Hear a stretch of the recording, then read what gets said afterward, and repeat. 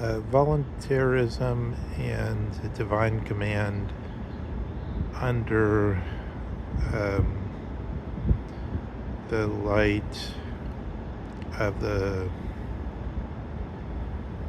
logos or reason question in considered in the sort of threefold of Heidegger, Strauss, and Nietzsche. Um, so supposing we have the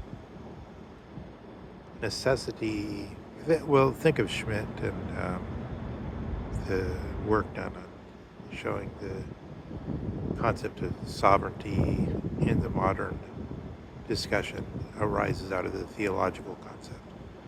And so, and then think of the sovereign as uh, giving expression to the law of the land.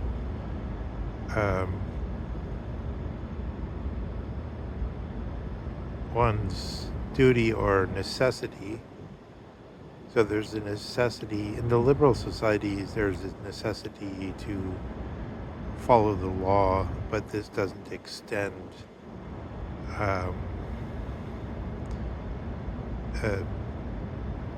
in the strict sense to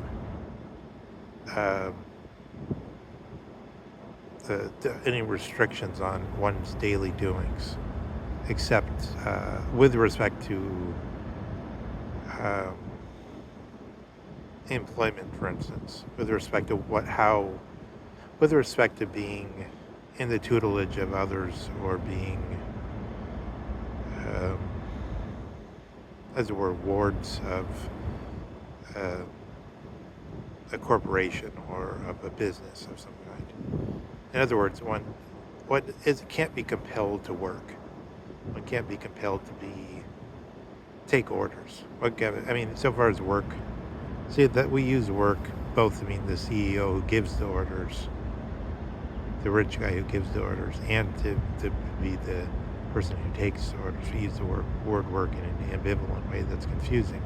But so far as it means the one that takes the orders, then we can say in the liberal society, there's a difference from when this type of thinking began, where much more things were necessity and they were legal necessities. Because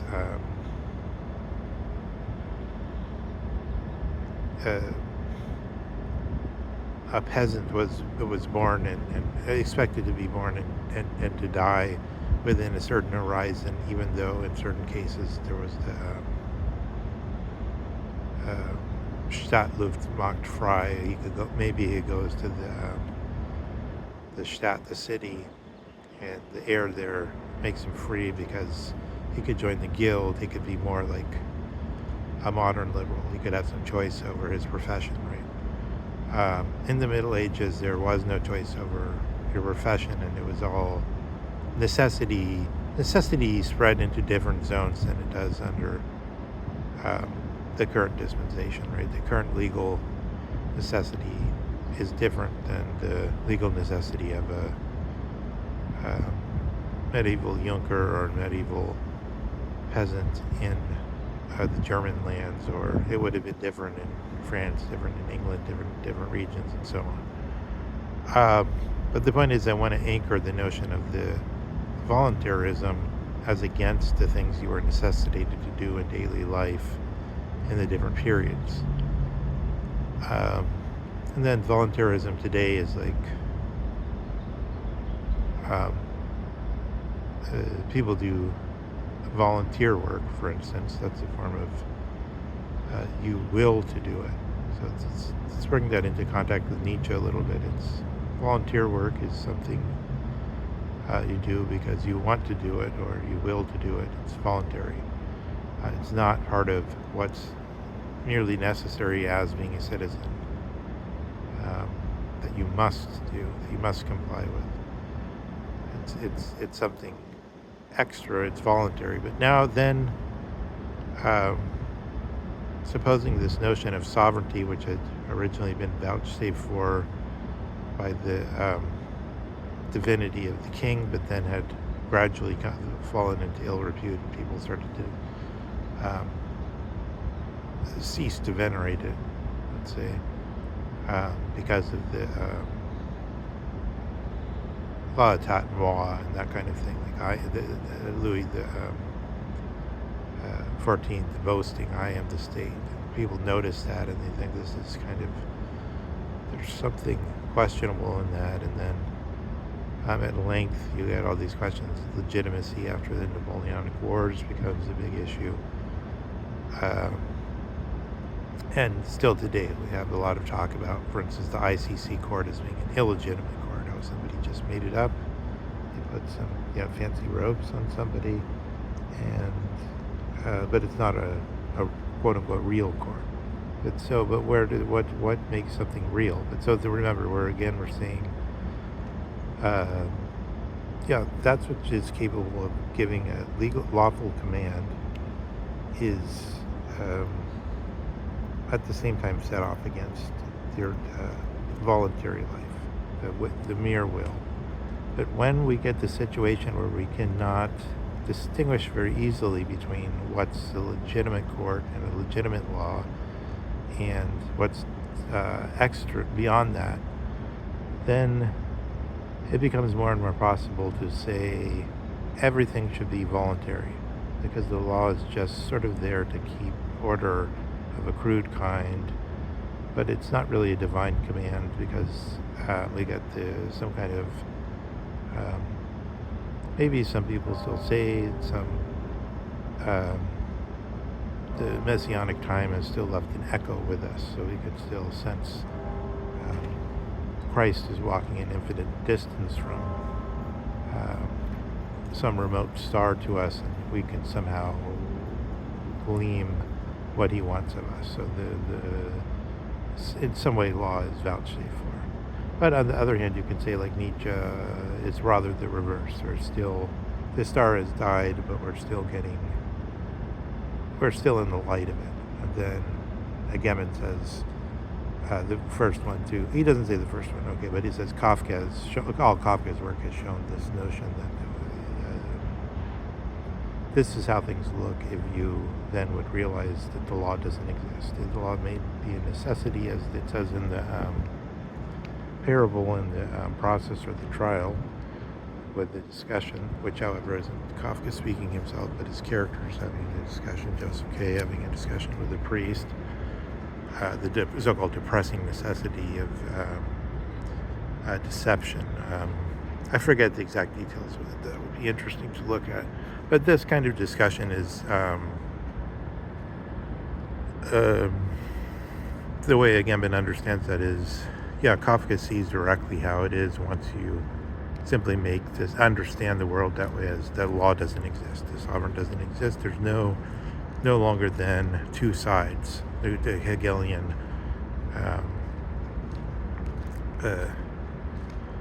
Begriff and the material world or something. There's no longer the command and the open voluntary realm. There's not this war between the two, but it's just Kafka just shows how things are in his fabulous way, which leaps out of all that. I mean, that's also, one could say, that's in a way it's a kind of leap, in the sense that Heidegger's always saying maybe one could make a leap, possibly.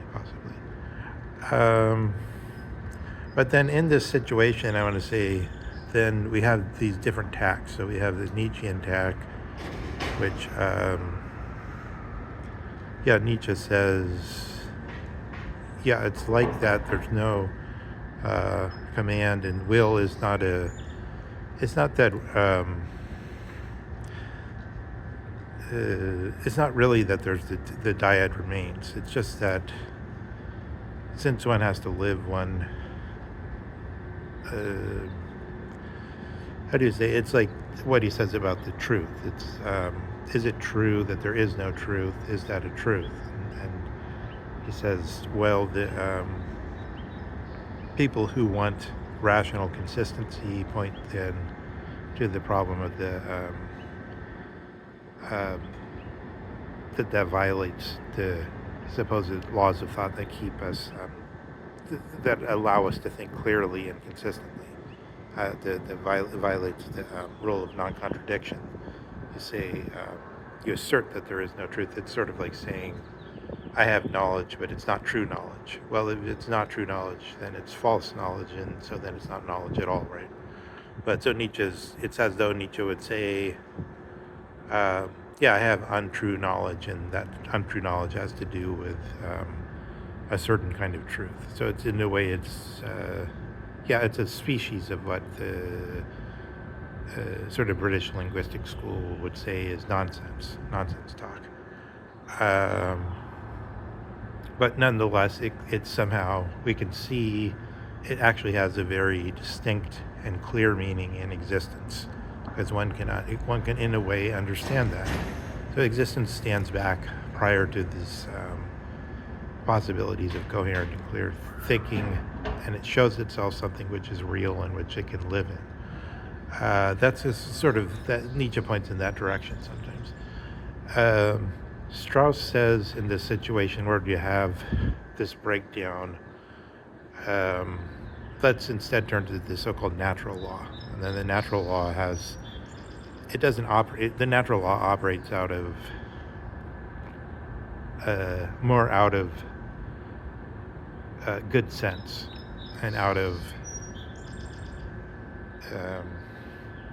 somehow Strauss thinks that if he would take part in a seminar with the Supreme Court, he could reason with them, and there would be something of the good sense that would people would see. But to give a more cogent and I guess a more Straussian example is the Cicero's example that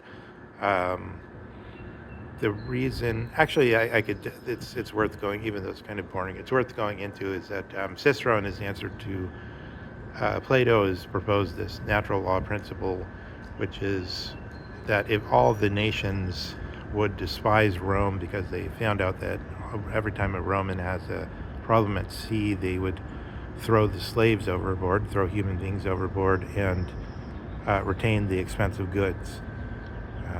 In this example, some kind of horse, some kind of racing horse.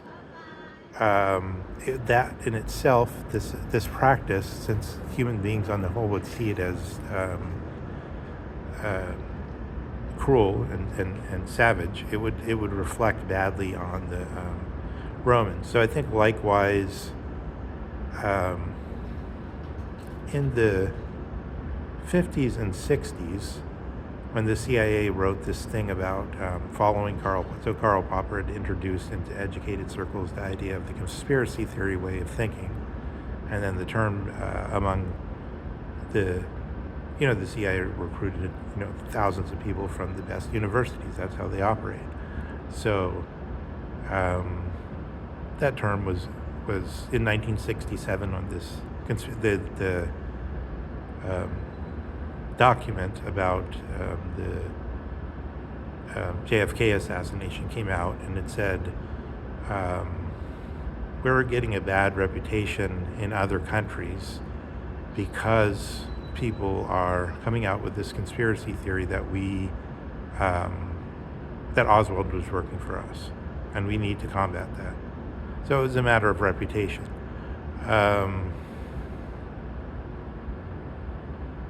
I want to say very clearly that if you read the document in a nonpartisan and sober way, and you have a good reading comprehension, what the document says is, I'm not saying it's what the truth is.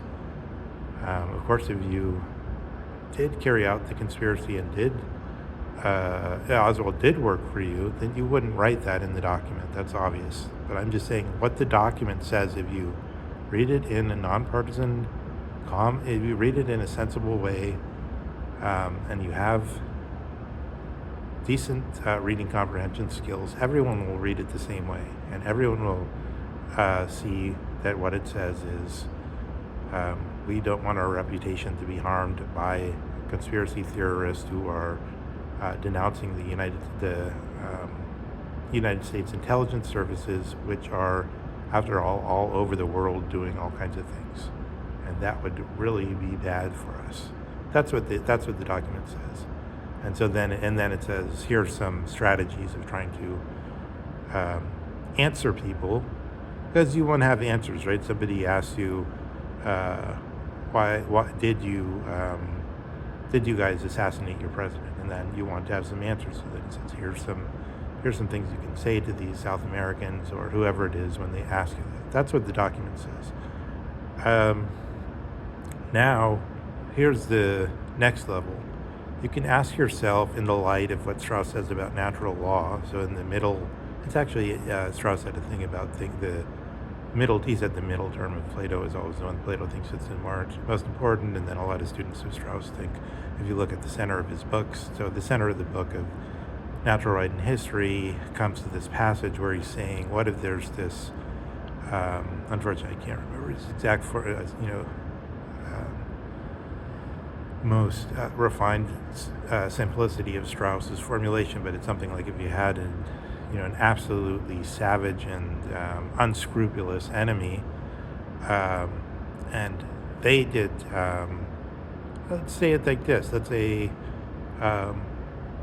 in China and in Russia too, there were some, Iron Felix and whoever, and somebody working for Xi was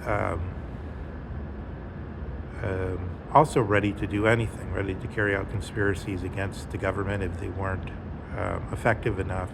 And no matter what it was, they wouldn't let their country go under to the other intelligence agencies. If the Russians were using these, how do you call it? They have some kind of weapon that they've allegedly been hitting a lot of U.S. intelligence officers with, the Havana syndrome thing. Whatever it is, then you say at a certain point, you would say, what are the conditions in which we become so ineffective that the other intelligence agencies will run over us and the country will be destroyed? And then one of those conditions could be if your reputation gets really bad, as Americans' reputation it was very bad for a long time, for decades and decades, but now it's just in a chaos, right? Catastrophic in some sense. But so you could see that's a legitimate concern from the point of view of natural law. But then, okay, so then there would be some other Entwicklungsfähigkeit type of situation. So it's some other orienting model that we should be able to gather to in the case. That's kind of the Straussian case. Nietszche and I touched on a little bit. The Heideggerian case then gives us something else out of this condition. One, it gives us according to Strauss's view, the situation of the radically mysterious dispensation of fate, which I think from Heidegger's point of view, philosophy is essentially that which happens in the light of the Unheimlichkeit. So that Unheimlichkeit is what draws thinking on. Usually translated uncanny, and I would associate it with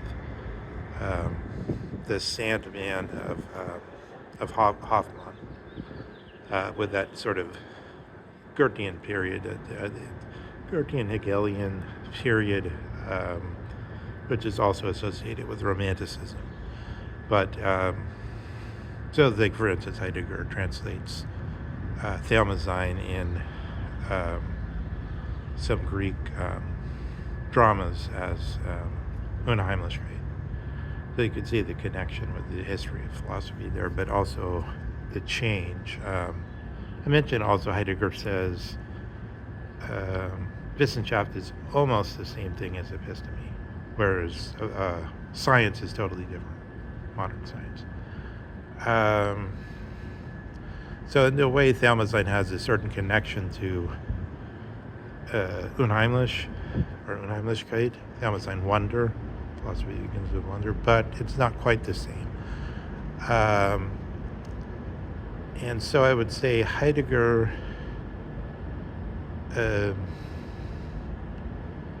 then goes on to fix us to a few points like one, the concept of sorga or concern as existence, our basic existence is in concern, and then two, to prove out of the history of philosophy, which had become then a big issue in the 20s, what orientation can we still get from the history of philosophy and from the ideas now holding sway, from the ideas that tell us what the world is and how we discuss it,